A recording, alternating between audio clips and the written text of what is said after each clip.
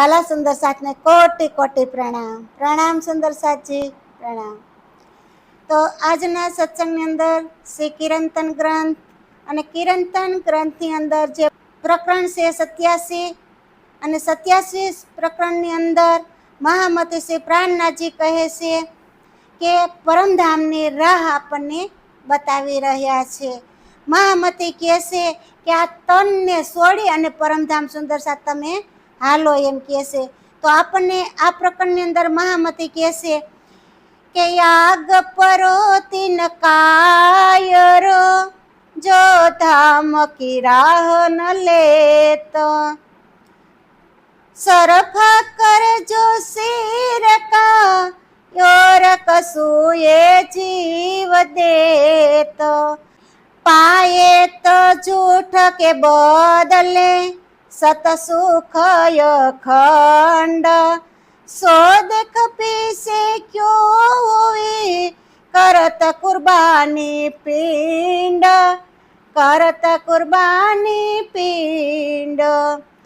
મહામતી શ્રી પ્રાણનાથજી કહે છે કે હે વાલા સુંદર સાથજી કે જેઓ પરમધામના માર્ગ પર ચાલતા નથી, સુંદર સાથ જે પરમધામના માર્ગ ઉપર હાલતા નથી એની વાત કરે છે કે પોતાના શરીર તથા પ્રાણોને સમર્પિત કરવામાં સંકોચ ન રાખવો કહે છે કે આ પ્રાણને આ શરીરને એને જલ્દી છોડી દો, એ છોડવામાં સંકોચ ન રાખવો કહે છે કે એ વાલા સુંદર સાથજી એવા કાયરોને તો પશ્ચાતાપ અગ્નિમાં બળવું પડવાનું છે કહે છે. જે આ શરીરને નથી છોડતા ને એવા કાયરોને તો કહે છે આ પશ્ચાતાપ અગ્નિમાં બળવું પડશે.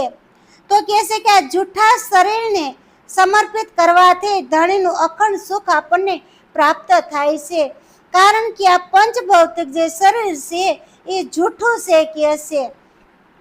અને એ શરીરને જો તમે પરમાત્માની અંદર સમર્પિત કરી દેવો પરમાત્માને તો કહે છે ધણીનું સુખ આપણને અખંડ સુખ જે ધણીનું છે એ સુખ આપણને પ્રાપ્ત થવાનું છે કહે છે. તો વાસ્તવિકતામાં જાણતા હોવા છતાંય પણ શરીરને સમર્પિત કરવામાં પીછેહટ શા માટે કરી રહ્યા છો?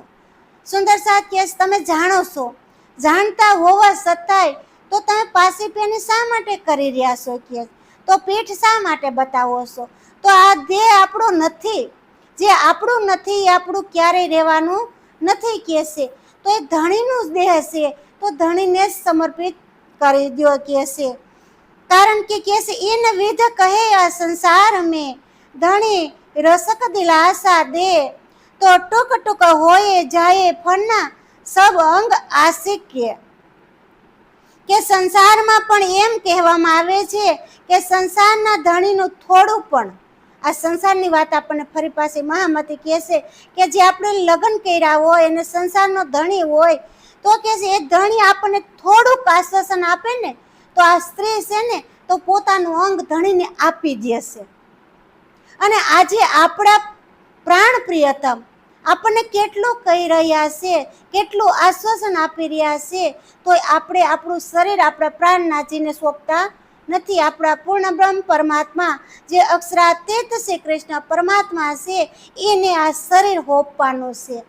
તો આપણે આ પાંચ ભૌતિક તન એને હોપી શકતા નથી. કે જો સંસારની નારી પણ કહે છે પોતાના પ્રેમિકાને તન જરીક આશ્વાસન આપે ત્યાં હોપી દેશે, તો અહીંયા મહામતી શ્રી પ્રાણનાથજી કહે છે કે ધણીએ દઈ દિલાસા મુझको તો પદ્મો લાખ કરોડ વિસા તો કરો કહે છે કે તબ આત્મને યો કહ્યા પર આત્મ ધની સંગ જોડ, કે સદગુરુ ધની કહે છે કે પદ્મો લાખો કરોડો કે છે આપણને આશ્વાસન આપ્યું છે, પદ્મો આપ્યું, લાખો આપ્યું, કરોડો આશ્વાસન, આપણા ધણીએ કઈ કમી ન રાખી એટલું આપણને આશ્વાસન આપ્યું છે. છતાંય પણ કે છે અમારા આત્માને કહું છું હું કે પરમાત્માના ધણીની સાથે તું જોડી દે. મહામતી શ્રી પ્રાણનાથજી કહે છે કે હું મારા આત્માને કહું છું કે ધણીની સાથે અંગ સો અંગ જોડી દે. હવે કે છે જુદું રહેવામાં કોઈ સમય નથી. આ દેહ આપણા જે પંચભૌતિક દેહ છે એ આપણા પોતાના પ્રિયતમ શ્રી કૃષ્ણ પરમાત્માને સમર્પિત કરવાની વાત કરી રહ્યા છે. કહે છે કે દેખ દિલાસા ધની કી भी साख दई सबन માહે બાહેર અંતર મીને તો સબ અંગ કિએ રોશન.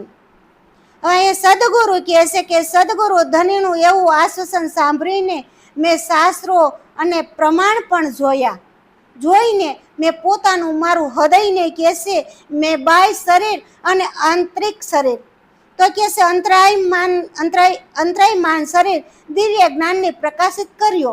મેં અંદરથી પ્રકાશિત કર્યો અને બહારથી મેં કહેશે મારા હૃદયને મેં પ્રકાશિત કર્યો અને મેં શાસ્ત્રમાં પ્રમાણ જોયા.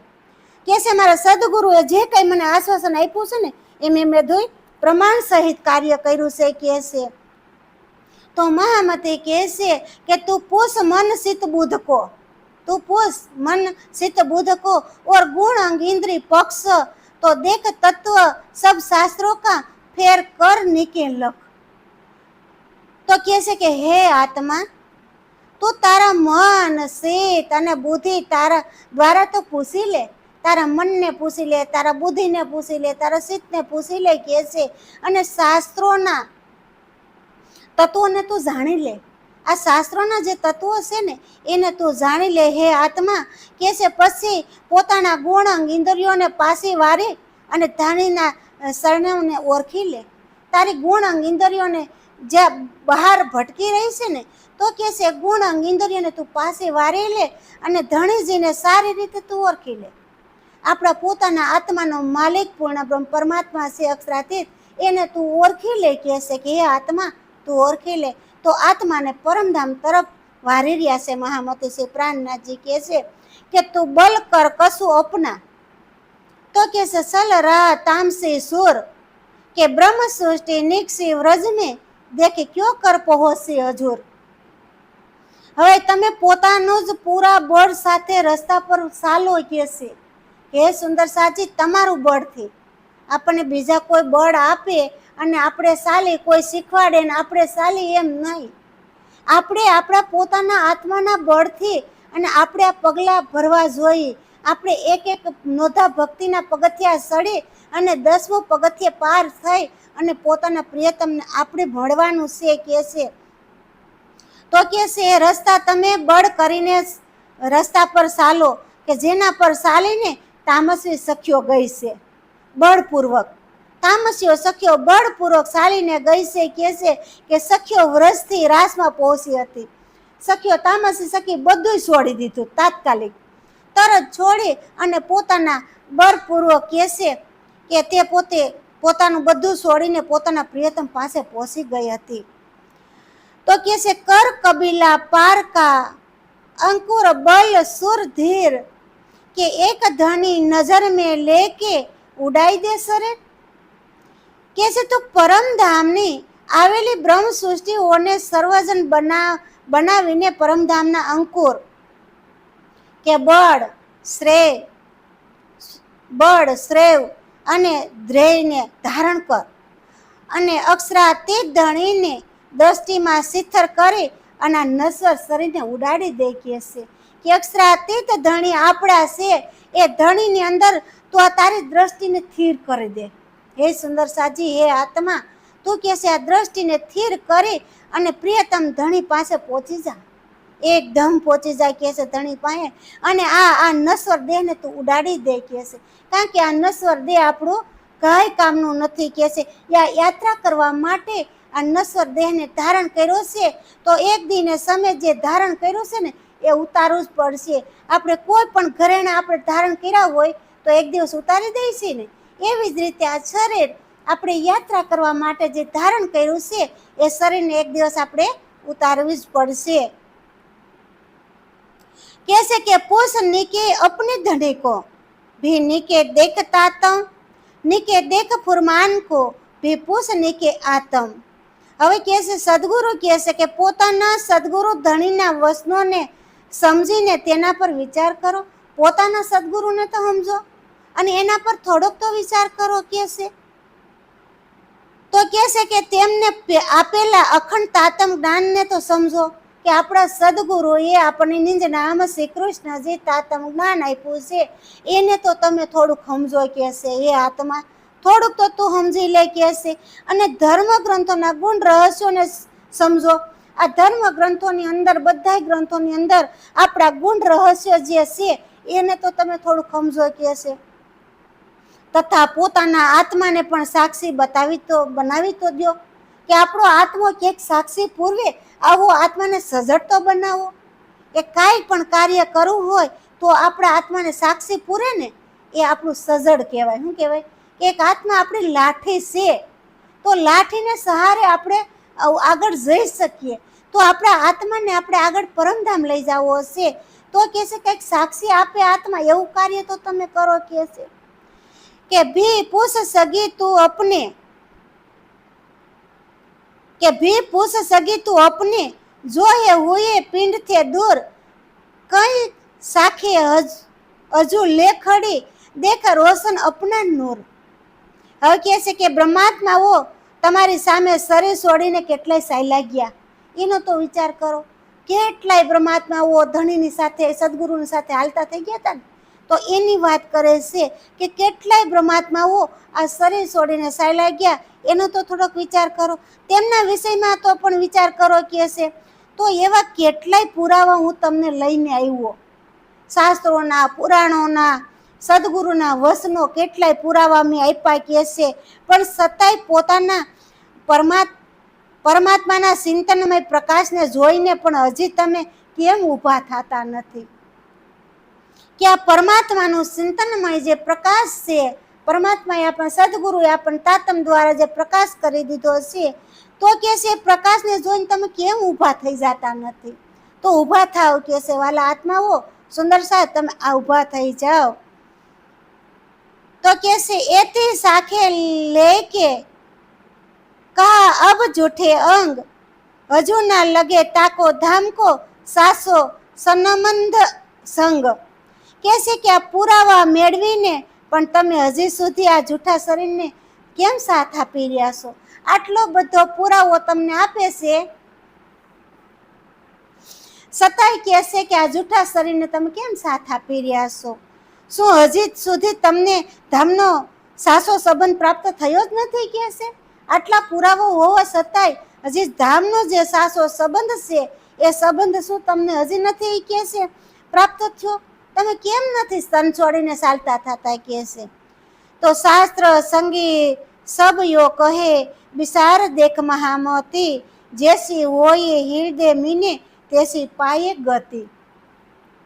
કે છે શાસ્ત્ર યજ્ઞ સત્સંગી પણ આ જ પ્રકારે કહે છે. આ શાસ્ત્રો, આ સત્સંગ બધું આ જ પ્રકારે કહે છે. તેથી હે મહામતી, તું આના પર થોડોક તો વિચાર કર. હે આત્મા, હે મહામતી, હે બુદ્ધિ, તું થોડોક તો વિચાર કર. કહે છે કે જેની જેવી ભાવના હશે ને તેને તેવી ગતિ પ્રાપ્ત થશે.